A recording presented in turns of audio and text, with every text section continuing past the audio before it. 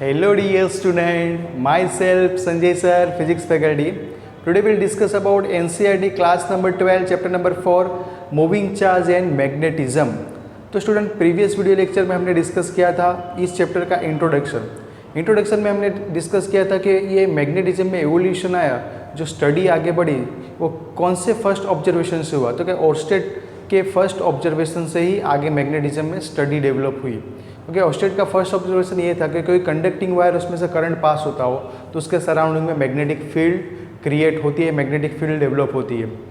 उसी ऑब्जर्वेशन को फेराडे ने डिटेल्स में स्टडी किया, क्योंकि फेराडे हमें इस चीज़ में इंटरेस्ट है कि मैग्नेटिज्म से इलेक्ट्रिसिटी से मैग्नेटिज्म क्रिएट हो रही है, तो क्या मैग्नेटिज्म से इलेक्ट्रिसिटी प्रोड्यूस हो सकती है। साइंटिस्ट ने कुछ उल्टा सोचा, तो बस वही सोचने के वजह से, उसके ऊपर ही डिस्कस होने की वजह से, उसके ऊपर ही स्टडी होने के बाद उन्होंने एक्सपेरिमेंट किए और एक्सपेरिमेंट से ऐसा कुछ डेवलप किया कि मैग्नेटिक फील्ड के अंदर चेंज किया। मैग्नेटिक फील्ड के अंदर चेंज होने से, मैग्नेटिज्म के अंदर चेंज होने की वजह से इलेक्ट्रिसिटी प्रोड्यूस की, जो हम एसी जनरेटर के अंदर पढ़ने वाले हैं। ईएमआई के अंदर एसी जनरेटर में क्या होता है, तो कि मैग्नेटिक फील्ड के अंदर चेंज होता है और इलेक्ट्रिसिटी सामने डेवलप होती है। तो बस उसी का ये हम बेसिक पढ़ रहे हैं। ओके स्टूडेंट, तो इस चैप्टर के अंदर हमने प्रीवियस वीडियो लेक्चर में ओर्स्टेड ऑब्जर्वेशन देखा था। ओर्स्टेड के ऑब्जर्वेशन से हमने ये कंक्लूजन निकाला कि कोई करंट कैरिंग वायर होगा तो उसके सराउंडिंग में मैग्नेटिक फील्ड होगी, क्योंकि रेस्ट चार्ज होता तो ओनली इलेक्ट्रिकल फील्ड प्रोड्यूस करता है। लेकिन जब कोई चार्ज मोशन करेगा, मतलब जो करंट होगा कोई वायर में से जब करंट पास होगी तो उसके सराउंडिंग में मैग्नेटिक फील्ड क्रिएट होगी। तो मैग्नेटिक फील्ड कितना होगा, उसका अमाउंट कितना होगा, उसका मैग्नीट्यूड कितना होगा, वो फाइंड करना हो तो कैसे करें। तो उसके लिए बायोट और सावर्ट करके दो डिफरेंट साइंटिस्ट हैं। बायो सावर्ट एक ही साइंटिस्ट नहीं, डिफरेंट साइंटिस्ट है। बायोट एक थर्मोडाइनमिक साइंटिस्ट है, सावर्ट उसका असिस्टेंट था। ओके, बायोट और सावर्ट के जो एक्सपेरिमेंट थे उनके ऊपर से जो लॉ मिला हमें, जो लॉ किसके लिए है, तो क्या मैग्नेटिक फील्ड के लिए। ओके, तो मैग्नेटिक फील्ड किसके अंदर, तो क्या कोई स्ट्रेट वायर के अंदर। ओके, कोई करंट कैरिंग स्ट्रेट वायर के अंदर उसके सराउंडिंग में जो मैग्नेटिक फील्ड है उसका अमाउंट कितना होगा, उसका फॉर्मूला हमें बायोट और सावर्ट ने दिया था। वो फॉर्मूला कुछ इस तरह था, B = μ0/4π, और यहाँ पे लिखते थे IDL cross R vector, denominator में क्या था R3। ये फॉर्मूला हमने लास्ट डिराइव किया था। ओके, इसका स्केलर फॉर्म लिखे तो स्केलर फॉर्म इस तरह से था, मैग्नीट्यूड के फॉर्म में, ये वेक्टर फॉर्म में था। तो यहाँ पे लिख सकते हैं μ0/4π, यहाँ पे IDL R sin theta upon R3, ये R कैंसिल, तो यहाँ पे R² हो जाएगा। ओके, तो ये फॉर्मूला हमने डिराइव किया था लास्ट लेक्चर के अंदर। आज हम डिस्कस करने वाले हैं magnetic field due to current carrying ring.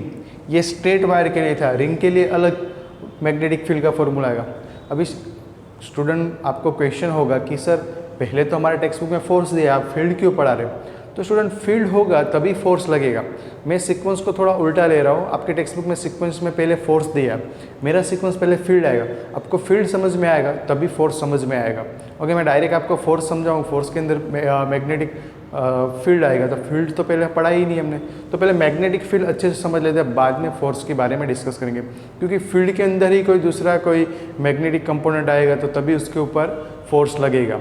तो पहले आपको मैग्नेटिक फील्ड समझना है डिफरेंट केसेस के अंदर। ओके, तो हम फर्स्ट समझेंगे कि करंट कैरिंग रिंग के अंदर जो मैग्नेटिक फील्ड है वो कितना होगा, उसका अमाउंट कितना होगा, वो फाइंड करेंगे। तो स्टूडेंट यहाँ पे मैं एक डेरिवेशन करूँगा जो करंट कैरिंग रिंग के लिए। अभी स्टूडेंट मुझे यहाँ पे बोर्ड के ऊपर रिंग ड्रॉ करना हो तो कैसे ड्रॉ करूँ, रिंग ड्रॉ करना हो तो मैं ऐसे ड्रॉ कर सकता हूँ, लेकिन स्टूडेंट ये ऐसे भी ड्रॉ कर सकते हैं। लेकिन स्टूडेंट इसमें आपको दिखाना हो कि इसके एक्सिस के ऊपर मैग्नेटिक फील्ड कितना है। अभी एक्सिस कौन सा होगा, उसमें सेंटर में से पास होने वाली लाइन, अभी वो तो बाहर की तरफ आएगी, हम यहाँ पे ड्रॉ नहीं कर पाएंगे क्योंकि ये तो परपेंडिकुलर बाहर आ रहा है। ओके, आउटवर्ड आ रहा है, तो उसको ड्रॉ कैसे करेंगे। तो काफ़ी सारे रेफरेंस बुक, टेक्स्ट बुक्स के अंदर आपको रिंग ऐसे ड्रॉ की होगी, 3D में ड्रॉ किया होगा। आप 2D में ड्रॉ करने जाओगे तो आप एक्सिस ड्रॉ नहीं कर पाओगे। ओके, क्योंकि हमें यहाँ पे कुछ केसेस देखने हैं कि जो मैग्नेटिक फील्ड है वो रिंग के वजह से एक्सिस के ऊपर क्या होगी क्या नहीं, वो हमें यहाँ पे फाइंड करना है। तो चलो डिस्कस करते हैं। मैग्नेटिक फील्ड के अंदर कोई एक रिंग है, चलो इसको मैं ड्रॉ कर रहा हूँ यहाँ पे, ये अपने पास एक रिंग है। ओके, अभी कंसिडर करते कि रिंग का जो रेडियस है वो रेडियस हम कंसिडर करते हैं कितना, ये सेंटर है, ये रेडियस हम कंसिडर करते हैं आर जितना, कैपिटल आर रेडियस वाली अपने पास एक कंडक्टिंग रिंग है। ओके, अभी इसके अंदर जो करंट पास हो रहा है इस तरह से। ओके, अभी मैं डायरेक्शन की बात नहीं कर रहा हूँ, ये पूरा थियरी कंप्लीट होने के बाद हम मैग्नेटिक फील्ड है उसका डायरेक्शन क्या होगा स्ट्रेट वायर के लिए और रिंग के लिए, दोनों हम फाइंड करेंगे ये पूरा टॉपिक कंप्लीट होने के बाद। ओके, अभी हमें पता नहीं कि कौन से डायरेक्शन में फील्ड होगा। यहाँ पे जो करंट है वो कौन से डायरेक्शन में, ये डायरेक्शन एंटी क्लॉकवाइज है, एंटी क्लॉकवाइज में करंट फ्लो हो रहा है इसमें। ओके, अभी ये सेंटर से हम कंसिडर करते हैं एक्स डिस्टेंस, मान लो कि ये आपका एक्स डिस्टेंस है, सेंटर से ये आपका एक्स डिस्टेंस है, जहाँ पे कोई लोकेशन है पी। ओके, वहाँ हमें क्या फाइंड करना है, मैग्नेटिक फील्ड फाइंड करना है। ये थोड़ी लाइन आगे एक्सटेंड करते हैं। ओके, ये पी पॉइंट के पास हमें मैग्नेटिक फील्ड फाइंड करना है due to current carrying ring. Okay, तो अभी इसमें पूरे रिंग की वजह से ढूंढने जाए तो थोड़ा डिफिकल्ट होगा। हम छोटे सा कोई एलिमेंट ले लेते हैं, छोटा सा सेगमेंट ले लेते हैं, लेंथ का जो सेगमेंट लेते थे ना वैसे यहाँ पे मैं छोटा सा एलिमेंट लेता हूँ और यहाँ पे एक लेता हूँ। अभी क्वेश्चन होगा सर यहाँ पे ही क्यों लिया गया, यहाँ पे भी एलिमेंट ले सकते हैं, यहाँ पे भी ले सकते हैं, तो ऐसा क्यों नहीं, आपने यहाँ पे ही क्यों लिया, दोनों जो एलिमेंट है, छोटा सा एलिमेंट हम लेते थे ना, कौन सा element student, ideal current element. सिर्फ डीएल बोलो तो लेंथ एलिमेंट है, लेंथ सेगमेंट है, छोटा सा लेंथ है, लेकिन आइडियल बोलो तो करंट एलिमेंट बोलेंगे उसको। ओके, तो ये करंट एलिमेंट मैंने छोटा सा पोर्शन लिया, वो यहाँ पे ही क्यों लिया, उसका क्वेश्चन का आंसर ये है कि आप यहाँ पे लोगे तो उसके वजह से यहाँ से आप डिस्टेंस ड्रॉ करना चाहोगे तो ये डिस्टेंस आप ड्रॉ नहीं कर पाओगे, क्योंकि ये 3D आप ड्रॉ नहीं कर पाओगे, क्योंकि ये तो पूरा प्लेन है, 2D है, तो इसके ऊपर ड्रॉ नहीं कर पाओगे, आप एक्सप्लेन नहीं कर पाओगे डायग्राम थ्रू। तो इसके लिए यहाँ पे ये 2 पॉइंट लेते हैं, क्योंकि यहाँ से आपको डिस्टेंस दिखाना होता है, तो आप ये डिस्टेंस ईजिली दिखा सकते हो। ओके, ये ईजिली आप ये डिस्टेंस आप इजीली इसे दिखा सकते हो। ओके, कंसीडर करो कि आइडियल से पी पॉइंट का जो डिस्टेंस है वो हम ले लेते हैं आर। ओके, जो एलिमेंट है उसके वजह से यहाँ पे जो मतलब एलिमेंट से ये जो डिस्टेंस है वो कितना होगा, आर डिस्टेंस है। अभी हमें स्टूडेंट फॉर्मूला पता है जो स्ट्रेट वायर के लिए, B equals to mu naught by 4 pi I D L cross R, यहाँ पे एक वेक्टर फॉर्म में लूँ, डिनोमीटर में क्या था student, mu naught by 4 pi I D L cross R by R square, sorry यहाँ पे क्यूब आई, क्योंकि वेक्टर फॉर्म में लिखा है इसलिए। ओके, तो ये आपके पास फॉर्मूला था। अभी देखो कि आई डी एल और ये आर, आर मतलब जो डिस्टेंस हम ले रहे हैं वो जो वायर से हम डिस्टेंस लेते थे, यहाँ से ये पी पॉइंट लेते तो ये डिस्टेंस था। ओके, एलिमेंट से जो डिस्टेंस था वो आर था, तो सिमिलर यहाँ पे भी एक छोटा सा एलिमेंट है, उससे जो डिस्टेंस लिया वो आर डिस्टेंस लिया, सेंटर से जो डिस्टेंस है वो एक्स है।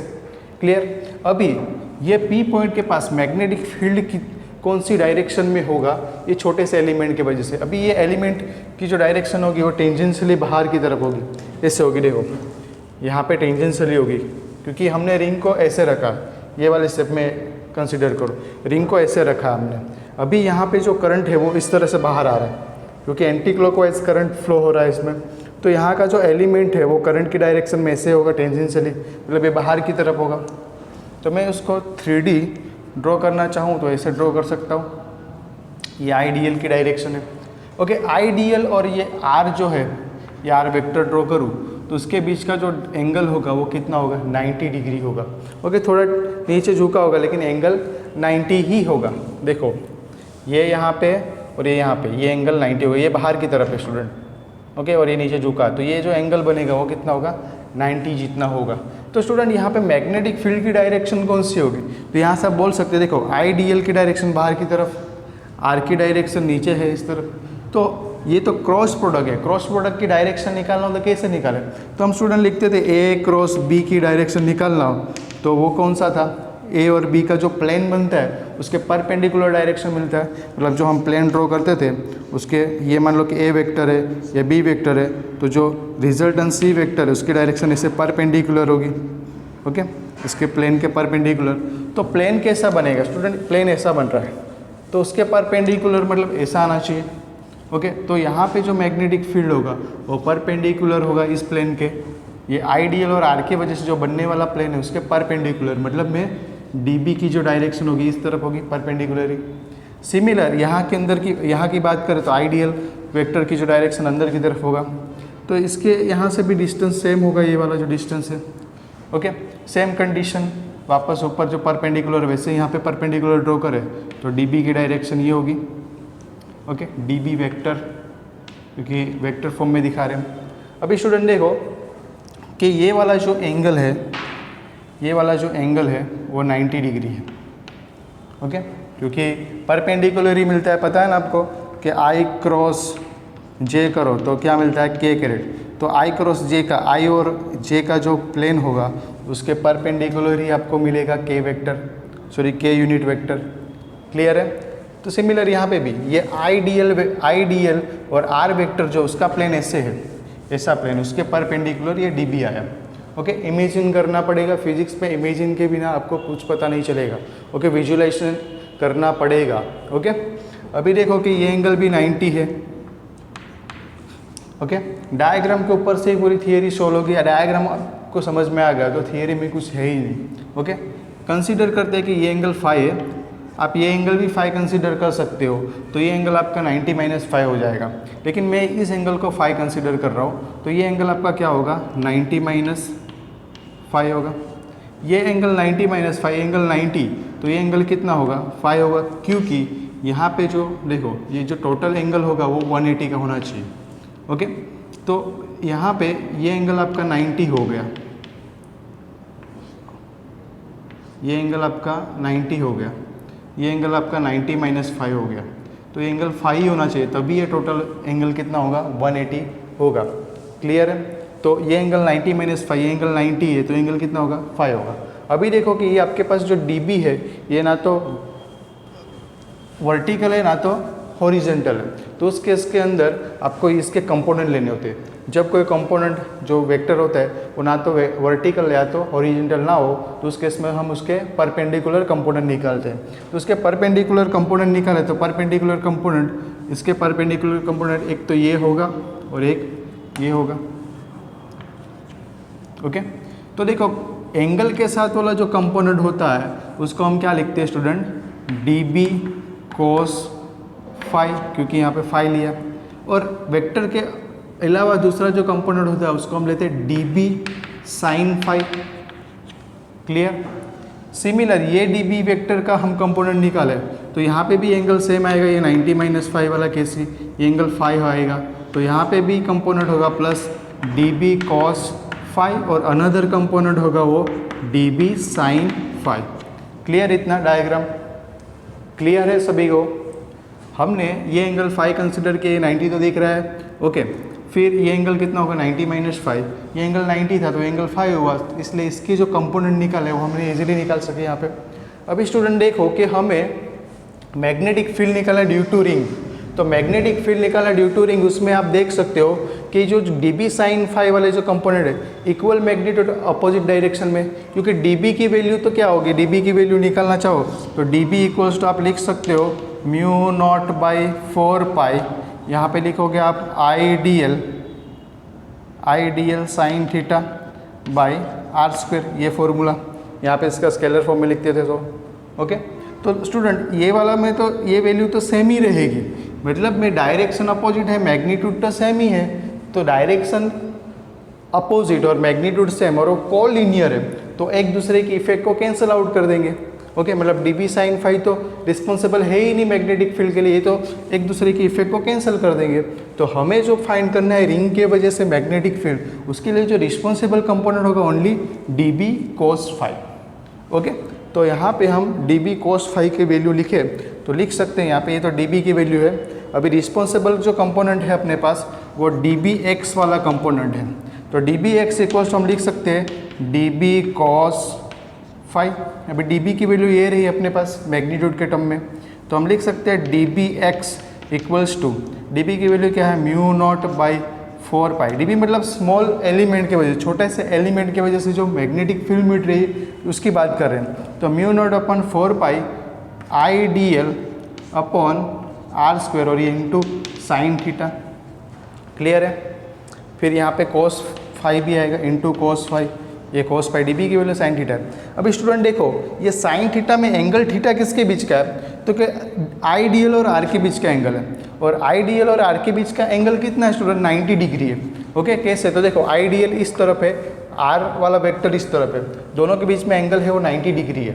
तो 90 डिग्री मतलब साइन 90 कितना होगा 1। ओके क्योंकि यहाँ पे मैं लिख देता हूँ आई डी एल एंड कौन सा है अपने पास आर, दोनों कैसे है परपेंडिकुलर है, मतलब ने थीटा आपका कितना होगा 90, तो साइन 90 इक्वल्स टू 1, तो यहाँ पे आपका 1 हो जाएगा। ओके तो इक्वेशन आपका कुछ इस तरह से बनेगा। चलो next equation D B X equals to mu naught by 4 pi I D L upon R square into cos phi. Okay यहाँ पे इंटू 1 जो साइन 90 की वैल्यू पुट की। अभी स्टूडेंट यहाँ पे cos फाई की वैल्यू पुट करनी है, फाई की वैल्यू पुट करना इस ट्राइंगल के अंदर से निकाल सकते हैं। तो चलो मैं एक ट्राइंगल यहाँ पर ड्रॉ करता हूँ,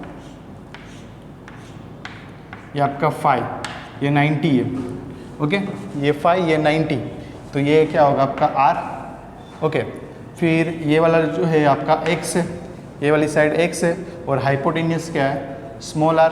ओके तो मुझे cos theta equals to formula पता है, ट्रिग्नोमेट्री फॉर्मूला क्या होता है एडजेसेंट बाय हाइपो।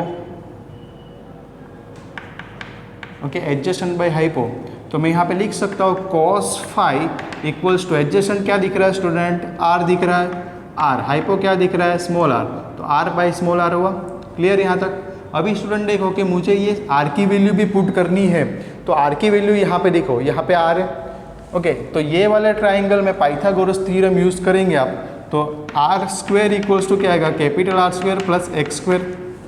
मुझे स्मॉल आर की वैल्यू चाहिए, तो स्मॉल आर क्योंकि हमें ये आर पता नहीं होता है, हमें ये डिस्टेंस पता होता है और रेडियस पता होता है, तो स्मॉल आर को हमें कन्वर्ट करना पड़ता है एक्स और आर के टर्म में। तो आर को कन्वर्ट करने के लिए हम क्या करेंगे आर की वैल्यू पुट करेंगे, आर की वैल्यू पुट करने के लिए पाइथागोरस थ्योरम यूज़ करेंगे आर और एक्स के लिए।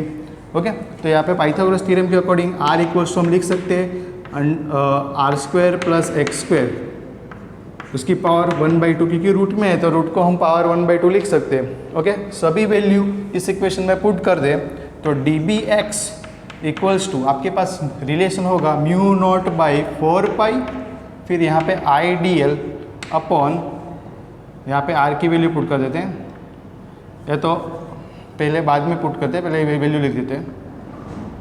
चलो कोई बात नहीं पुट कर देते हैं R square plus X square. Okay R square है, रूट और स्क्वायर कैंसिल हो जाएगा, इनटू कोस की वैल्यू क्या है आर बाई स्मॉल आर की value R square plus X square उसकी पावर 1/2, ये हुआ। ये दोनों को ऐड कर दो तो ये इसकी पावर 1 है उसकी पावर हाफ है, तो क्या क्या होगा पावर क्या होगा 3/2। ओके 1 और हाफ कितना होगा 1.5 होगा, 1.5 को क्या लिखते हैं हम 3/2, 1.5 को 3/2 लिख सकते हैं ना पावर। तो चलो यहाँ पे D B X equals to formula बोलते हैं यहाँ पे mu naught by 4 pi I D L upon R square plus X square, power हो जाएगी 3/2 और इंटू ऊपर आर भी है, ये आर भी मल्टीप्लाई में है। यहाँ तक सभी को क्लियर है। अभी ये डी बी एक्स तो छोटे से एलिमेंट के वजह से, छोटे से सेगमेंट के वजह से फील्ड मिला, लेकिन हमें तो पूरे रिंग के वजह से चाहिए। पूरे के लिए चाहिए तो हम क्या करेंगे साप लगा देंगे। साप मतलब क्या स्टूडेंट इंटीग्रेशन, कि पूरे के लिए चाहिए तो हम क्या करेंगे साप लगा देंगे। साप मतलब क्या है इंटीग्रेशन, तो यहाँ पे हमें इंटीग्रेशन करेंगे तभी हमें ये पूरे रिंग के का फील्ड मिलेगा ये पी पॉइंट के पास।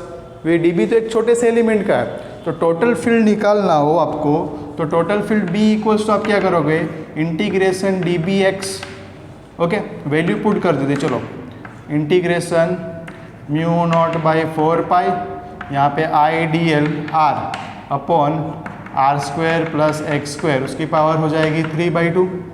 ओके ये पावर है। ओके यहाँ पे थोड़ा भी लिखने में केयर रखना, ये पावर है 3/2। सिंप्लीफाई करें, कांस्टेंट को बाहर ले लें कि जो करंट जो जा रहा है वो तो ये वाला टर्म तो कांस्टेंट ही है, जो करंट पास हो रहा है रिंग के अंदर वो तो कांस्टेंट ही है। Radius capital R radius of ring है तो वो भी कांस्टेंट है, आर और एक्स भी कांस्टेंट है। चेंज क्या होगा डी एल, तो जितने भी कांस्टेंट होते हैं उसको इंटीग्रेशन से बाहर लिखते हैं। हमें पता है कि इंटीग्रेशन का रूल क्या है, जो कांस्टेंट होता है उसको इंटीग्रेशन इग्नोर करता है, तो उसको हम इंटीग्रेशन के बाहर लगेंगे और जो वेरिएबल उसका इंटीग्रेशन कर देंगे। तो यहाँ पे जो आपका न्यू फॉर्मूला बनेगा वो कुछ इस तरह से होगा, b equals to mu naught by 4 pi I R upon R square plus X square उसकी पावर 3/2। इतना क्लियर। इंटीग्रेशन में क्या आएगा, dl, कहाँ से कहाँ, 0 से l, टोटल पूरे रिंग का करना है, मतलब 0 से l का हम इंटीग्रेशन करें तो हमारे पास न्यू फॉर्मूला आएगा mu naught by 4 pi I R by R square plus X square उसकी पावर 3/2 और इंटू एल। डी एक्स का इंटीग्रेशन x होता है, डी एम का इंटीग्रेशन m होता है, वैसे डी एल का इंटीग्रेशन क्या होगा, l होगा। ओके, अभी l मतलब लेंथ ऑफ रिंग, तो लेंथ ऑफ रिंग मतलब उसका सरकमफ्रेंस होगा, तो सरकमफ्रेंस क्या होता है रिंग का, 2 पाई आर। ओके, आर कौन सा लेना है, उसका रेडियस लेना है। तो जो न्यू फॉर्मूला बनेगा वो आपका कुछ इस तरह से होगा, b equals to mu naught by 4 pi फिर I R upon R square plus X square उसकी पावर 3/2 और ये 2 पाई आर। अभी इसमें से जो कट होता है उसको कट कर देते हैं, 2 पाई कट। ओके, तो फॉर्मूला बनेगा आपका b equals to mu naught by 2 यहाँ पे I R square upon R square plus X square उसकी पावर 3/2। ओके, तो ये आपका फाइनल इक्वेशन हुआ। चलो स्टूडेंट, इसको यहाँ पे लिख लेता हूँ, थोड़ा क्लियर दिखे इसलिए। ये वाला जो फॉर्मूला है इसको मैं यहाँ लिख देता हूँ, b इक्वल्स टू क्या आएगा, mu naught I R square upon 2 R square plus X square उसकी पावर 3/2।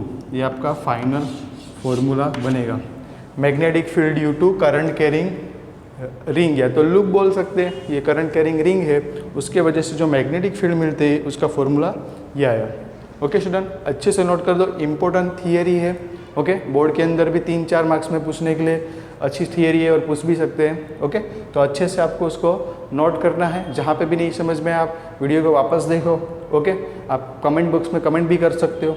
तो पहले इसको अच्छे से नोट कर लो, उसके बाद उसके स्पेशल केस देखते हैं। ओके स्टूडेंट,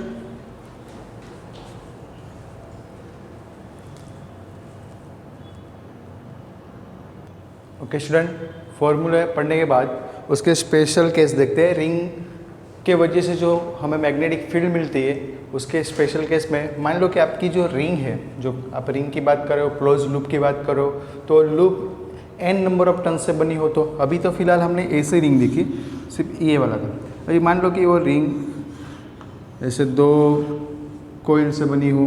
ओके, या तो ये जो क्लोज लूप है वो n नंबर ऑफ टर्न से ऐसे बनी हो, तो उस केस में फॉर्मूला आपका डिफरेंट आएगा। ओके, और आपको क्वेश्चन होगा कि सर इसमें करंट कैसे पास होगा, तो यहाँ पे बैटरी लगाई जाती है, जो अभी दिखाई नहीं है। ओके, बैटरी लगाते हैं तभी तो करंट पास होगा, इसमें जो दिखाया नहीं, यहाँ पे ऐसी बैटरी लगाई जाती है। ओके, तो फॉर्मूला जो आपका लास्ट में आया वो फॉर्मूला क्या था, b equals to mu naught यहाँ पे I R square divided by 2, यहाँ पे था R square plus X square उसकी पावर थी 3/2। अभी फॉर n टर्न्स की बात करें तो n टर्न्स के लिए यहाँ पे फॉर्मूला बन जाएगा mu naught n I R square upon आएगा आपका 2 R square plus X square उसकी पावर 3/2। ये फॉर n टर्न्स के लिए। ओके, n से मल्टीप्लाई कर देना है। Okay, clear. अभी मान लो कि आपको बोला गया सेंटर ऑफ द लूप कि magnetic field only centre of the loop पे ही फाइंड करना है, मतलब रिंग के सेंटर पे फाइंड करना है। देखो आपका रिंग ये रहा, ये आपकी रिंग, इसका सेंटर ये, और ये x डिस्टेंस हमने लिया था। हमें बोला है कि यहाँ पे ही फाइंड करो। ओके, और सेंटर पे फाइंड करना है। तो फॉर्मूला में हमारे पास देखो कि x तो 0 ही हो जाएगा। ओके, x इक्वल्स टू 0, तो अपने पास जो फॉर्मूला है b equals to mu naught n लेना हो तो ले सकते हो, नहीं लेना हो तो नहीं भी ले सकते। चलो ले लेते हैं, n I R square divided by यहाँ पे था 2 और ये आर स्क्वायर प्लस 0 उसकी पावर 3/2, ये हो जाएगा। ओके, सिंप्लीफाई करें इसमें, तो सिंप्लीफाई में देखो यहाँ पे b equals to mu naught n I R square upon यहाँ पे आएगा 2 आर स्क्वायर उसकी पावर 3/2। ओके, अभी ये 2 कैंसल आउट। ओके, तो फॉर्मूला आपका बनेगा कुछ इस तरह से, b equals to mu naught N I R square upon 2 R cube, ये क्यूब और ये स्क्वायर कैंसिल आउट, तो b equals to mu naught N I by R, ये आपके पास फॉर्मूला बना। अभी ये स्टूडेंट इंपॉर्टेंट कहाँ पे है, तो कि जब आप इलेक्ट्रॉन की बात करो, ओके, फॉर इलेक्ट्रॉन, तो इलेक्ट्रॉन भी एक ऑर्बिट के अंदर रिवॉल्व करता है ऐसे। ओके, तो उसके सेंटर पे मैग्नेटिक फील्ड कितना होगा। अभी क्वेश्चन होगा कि सर इसमें तो करंट है ही नहीं, तो मैग्नेटिक फील्ड कहाँ से है। स्टूडेंट, ये इलेक्ट्रॉन है, आपका एक चार्ज है, और चार्ज मोशन करता है तो क्या होता है, इलेक्ट्रिसिटी उसको बोलते हैं। चार्ज मोशन कर रहा है, रिवॉल्व कर रहा है ऑर्बिट के अंदर, तो उस केस में इसके न्यूमेरिकल्स भी हमारे टेक्स्ट बुक में और आगे जाके भी हम पढ़ने वाले हैं उसको डिटेल में। तो जब ऐसे रिवॉल्व करेगा इलेक्ट्रॉन, ओके, ऑर्बिट के अंदर, तो उसके लिए हमें मैग्नेटिक फील्ड निकालना होगा। तो मैग्नेटिक फील्ड का फॉर्मूला क्या बनेगा, यही बनेगा, और एन की जगह पे क्या आ जाएगा, 1 आ जाएगा। ओके, एक ही ऑर्बिट है, एक ही अपना कोइल है, इसलिए ओके, एक ही ऑर्बिट है ना, उसमें ही रिवॉल्व करेगा। तो फॉर्मूला आपके इलेक्ट्रॉन के लिए, for electron B equals to बनेगा mu naught I by R, ये इलेक्ट्रॉन के लिए फॉर्मूला बनेगा, मैग्नेटिक फील्ड फाइंड करना होगा जब। Okay, clear. अभी नेक्स्ट के मान लो कि आपका जो रिंग है, ओके, ये रिंग यहाँ पे ड्रॉ कर रहा हूँ मैं, ये रिंग, ओके, रिंग का जो रेडियस है वो कैपिटल आर, और ये जो डिस्टेंस है वो वेरी वेरी लार्ज हो। आर के रिस्पेक्ट में एक्स की वैल्यू ज़्यादा हो, कैसे, तो मान लो कि आर की वैल्यू mm में हो और एक्स की वैल्यू सेंटीमीटर के ऑर्डर में हो, या तो मान लो कि 100 सेंटीमीटर या तो 1.5 मीटर, तो उस केस में ये वैल्यू ज़्यादा है, एक्स की वैल्यू ज़्यादा है, उस टाइम पे आपको आर को नेगलेक्ट करना है। आर को नेगलेक्ट करोगे तो आपका इक्वेशन क्या बनेगा, देखो, b equals to mu naught, इस टाइम पे देखो आपको आर को 0 लेना पड़ेगा, तो mu naught I R square, ये ऊपर वाला नहीं जो आप एडिशन में ले रहे हो वो, यहाँ पे आपका एक्स स्क्वायर उसकी पावर 3/2, क्योंकि आर तो 0 हो जाएगा ये वाले इक्वेशन में। ओके, तो सिंप्लीफाई करोगे तो फॉर्मूला बनेगा म्यू आई R square upon 2x cube, क्योंकि 2 तो कैंसिल हो जाएगा। ओके, तो ये आपका formula at very large distance. Okay, फिर फोर्थ जो केस है, वो फोर्थ केस भी इंपॉर्टेंट ही है कि आपका बोला गया हो कि at the distance equal to the radius, कि आपका जो ऑब्जर्वेशन डिस्टेंस है वो रेडियस के साथ इक्वल हो, मतलब में कंडीशन कुछ इस तरह से, आपका जो रेडियस है वो इक्वल्स टू x हो जाए। ओके, तो उस केस में आपका जो मैग्नेटिक फील्ड का फॉर्मूला था, b equals to mu naught by mu naught I R square by क्या था 2 R square plus X square. तो यहाँ पे x की जगह पे आपको क्या पुट करना है स्टूडेंट, r पुट करना है। तो फॉर्मूला बनेगा b equals to mu naught I R square upon 2 R square, क्योंकि आर स्क्वायर 2 आर स्क्वायर हो जाएगा, उसकी पावर 3/2। तो सिंप्लीफाई करो, 3/2 पावर इसके साथ भी होगा, तो आप यहाँ पे लिख सकते हो b equals to mu naught I R square upon 2 into 2 की पावर 3/2, यहाँ पे r की पावर आर स्क्वायर और ये पावर क्या होगी 3/2, ये 2 कैंसल। ओके, सिंप्लीफाई करते हैं, b equals to mu naught I R square upon 2, ये 2 की पावर 1 थी प्लस 3/2। ओके, और यहाँ पे r क्यूब, ये क्यूब और ये स्क्वायर कैंसल आउट, तो सिंप्लीफाई करोगे तो आपका इक्वेशन कुछ इस तरह से दिखेगा, b equals to mu naught I upon 2 की पावर कितनी स्टूडेंट, ये 2 मल्टीप्लाई में मतलब 5/2, और ये आ जाएगा आपका इंटू r। तो ये जब रेडियस और ऑब्जर्वेशन डिस्टेंस इक्वल हो तो उस केस में आपके पास फॉर्मूला ये बनेगा। ओके, ये फॉर्मूला आपको याद रखने नहीं है, सिर्फ केस याद रखना है। मेन फॉर्मूला कौन सा याद रखना है, ये वाला फॉर्मूला याद रखना, फिर बाकी तो आपको कंडीशन बना के लिखते जाना है। ओके, तो स्पेशल केस में आपको कंडीशन बना के, मुझे भी याद नहीं रहेगा लेकिन मैं सॉल्व करूँगा, क्योंकि कैसे है तो कि मुझे एक फार्मूला पता है, ये वाला फार्मूला, ये फार्मूला आपको याद रखना, उसमें फिर कंडीशन पुट करते जाना कि सेंटर के ऊपर क्या होगा, तो क्या x 0 हो जाएगा, तो उस केस में हम ये निकाल सकते हैं। ओके, इंपॉर्टेंट डेरिवेशन है, स्पेशल केस 1 मार्क्स में 2 मार्क्स में, और MCQ के लिए भी इंपॉर्टेंट है, तो अच्छे से प्रिपेयर करना। ओके, तो यहाँ पे हम ये लेक्चर एंड करते हैं। Thank you.